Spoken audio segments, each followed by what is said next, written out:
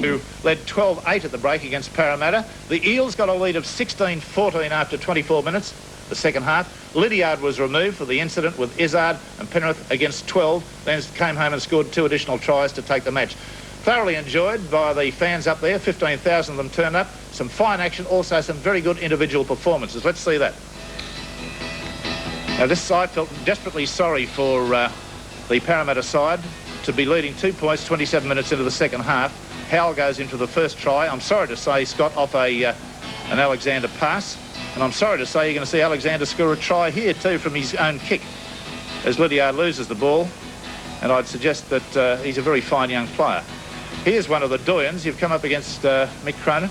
Yeah. Good player? Sure is. Stand up in a tackle. Well, how do you go about tackling a player like Cronin? I try not to.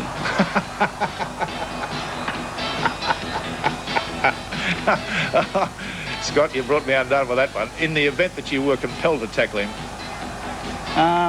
would you try high or low? No, you'd have to go low. Bloke your size, I'd say to be essential. For sure.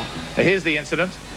Unfortunately, the referee gave the charge and sends Lydiard off, who's got a personal white image in rugby league, never been sent off, for a head-high tackle. It wasn't a hand or an arm, it was a foot. And it was the fact that Lydiard had leapt high in the air to try to knock the ball down that brought it about. Howell going in for the try after he'd been sent off. That was the first try.